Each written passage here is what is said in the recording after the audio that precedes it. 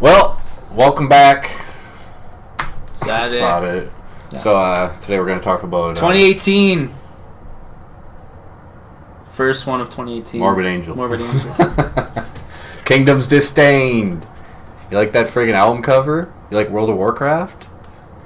This first thing that came to mind for me is I thought of the artwork for Warfather, Tucker's side project. Wolfeye. I don't know if this is the same guy, but it's pretty damn close to it.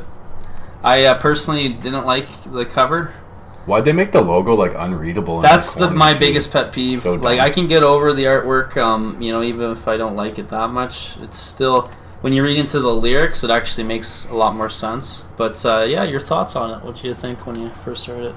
Well, let's just get right into it. I think it's pretty good. It's a return to form for sure. I don't think it's anything that crazy. There is some real cool songs on it that I do enjoy. It'll never be like the classic albums. No, definitely not. I wasn't expecting that either. It's definitely like if you took formulas and gateways and kind of smushed them together, and then had the odd throwback to, earlier albums, the odd riff and moment, and any standout moments for you, or? I honestly think the first two songs are probably some of the strongest on this, and then it's probably 6 of the most boring songs that I've ever fucking heard in my life. Song number 8 and number 7, we were just talking about this. The last minute of both those songs is fucking amazing. And I also think song 9, Declaring New Law, is probably my favorite on the album because it reminds me a lot of old Eyes to See, Ears to Hear, or Caesar's Palace or something like that, where I've heard a lot of people talk about that maybe being the worst on the album, but for me it was the most unique song. What's funny is for me, I'm almost the opposite. I think the first 3 tracks are kind of, there's moments to it, but I find once you get to track 4, Righteous Voice, and then the next 3 to 4 that follow, I think it really comes into form. It seems more like a flow of the album. But I mean, if you look at the first few songs are slow, kind of gateways, sludge riffs, swamp riffs, and then they get into the pummeling formulas, drumming. I think they found a good replacement for Pete. It's pretty hard to accept that Pete's no longer in the band still, even though it's been forever, years, almost a decade of him not being there. But I think the drummer definitely fits what they want him to do, and that's how guitar players air drum. And I think Tucker's contribution to songwriting is really strong. The second last track, From the Hand of Kings. I wonder if Rutan in the studio just looked over his shoulder and went you just stole a fucking Hate Eternal riff from me. Just jumps over the pad. No, it's it has the kind of bar chord with blasting, and really one of the standout moments is the harmonization of the main riff. And Pillars Crumbling has the coolest Morbid Angel moment I've heard in since Heretic. Well, mind you, this is the only good album since Heretic, but there's a riff towards the end that's Wait, you like Adam Divid, man? there's a riff where it's off time, and it totally ties into the lyrics, because the lyrics are fucking nasty. I've not read any of the lyrics yet. This has spawned a new type of human who lives in fear and addiction. Lead them, guide them to extinction. And it's fucking just this trippy off-time riff. And then the outro is kind of sounds like 85, 86 Morbid Angel with kind of a blues riff, hook. I don't know, it's kind of like a dance beat, a dance rock beat, ding ding ding ding ding ding ding. I don't know, I fucking stopped everything I was doing when that moment came on and just went oh fuck yeah. It's definitely worth owning the album for those moments. There's enough Trey Lava moments that we've been waiting forever for. Love of Lava? Lava, the fucking, I don't know what he's Lava doing. Boy. And the solos take kind of they're not in the mix too much, because it's more the trippy what do you think about subconscious. Everyone's talking about, pretty much a lot of people hate the mix. Well, a lot of I don't think it's that I think good. a lot of people that are trying to check this out are probably not into the Tucker era stuff, where they have really weird mixes. Formulas is definitely straightforward, but the drum production, super fake. I mean, Every Morbid Angel album's super triggered. I think the vocals drum-wise. fucking sound really good on this. Vocals, the actually, vocals, I think the vocals and the guitar are too low. Yeah, true. But I was gonna say this is definitely one of the better Tucker vocal performances. I almost like it more than Heretic.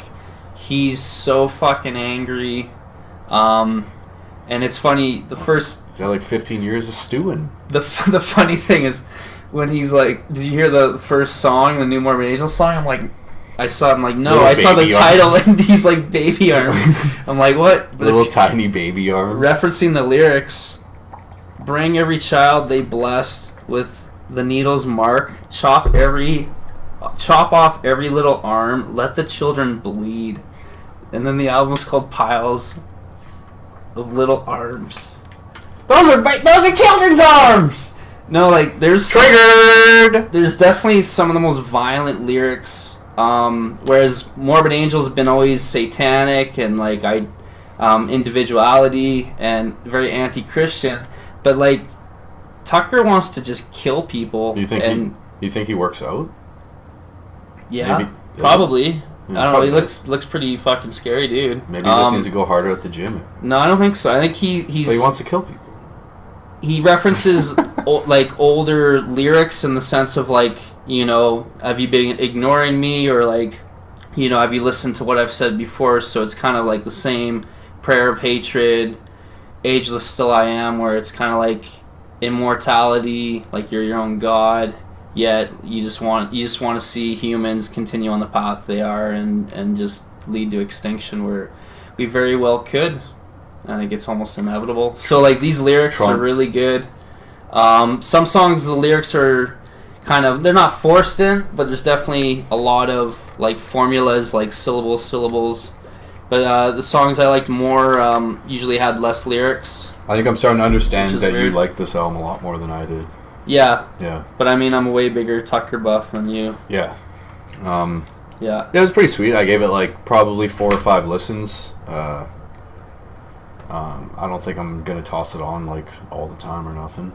I think there's a couple pretty cool songs, but honestly, it didn't grab me hard enough to dig that deep into a lot of the stuff. I found Trey didn't have enough interesting moments throughout every song to keep you enthralled. I think I could very easily skip a handful of these songs. I also found there wasn't enough like just like really fast like chaotic parts. It's all like more mid-paced, and then the mid-paced goes into like an even slower riff. Well, literally, no, the second half of the album, there's at least 3 to 4 songs that are just straight up I honestly formulas. thought the B-side was better on this. I was kind of like, because like the last like 3 songs, I'm not gross, are probably the best for me.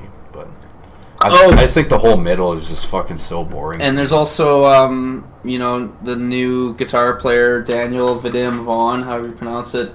He is his first Morbid Angel solo that isn't Richard Brunel or Eric Rutan, and it's decent. I mean, I almost wish Tucker did a solo, because you could hear in Warfather, he's actually a really good guitar player, because he plays guitar in Warfather. Right. So I was kind of thinking they could have done that, but, you know, it's a good break from Trey, but it's nowhere near Brunel or Rutan. And as far the one thing I worry about is which song does he play on? Probably has it on here too. Number 9, whatever number 9's called. Oh yeah, it has it there too. Track 9.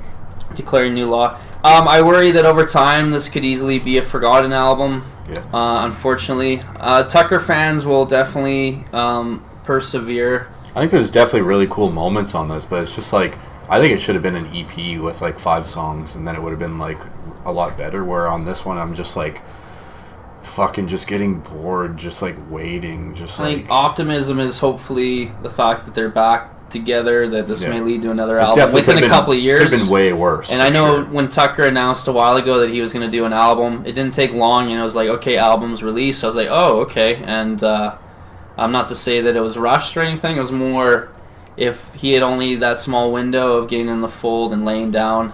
I'm hoping that this will lead to another follow-up album. And if there is, it's going to be fucking like, twice how long this do you album. think it took them to write this?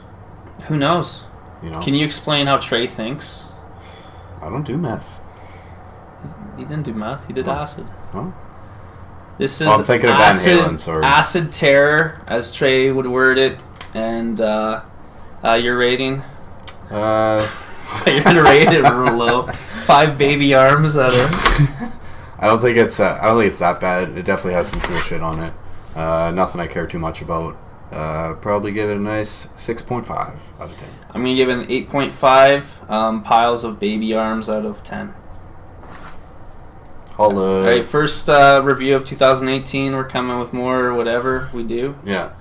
And keep your stick on the ice and your elbows high across in the middle and fucking get her going, right? Fucking hockey Dump in players, and chase. Fucking. Fuck you. Blah. Blah. Peace out. Saw, dude. Don't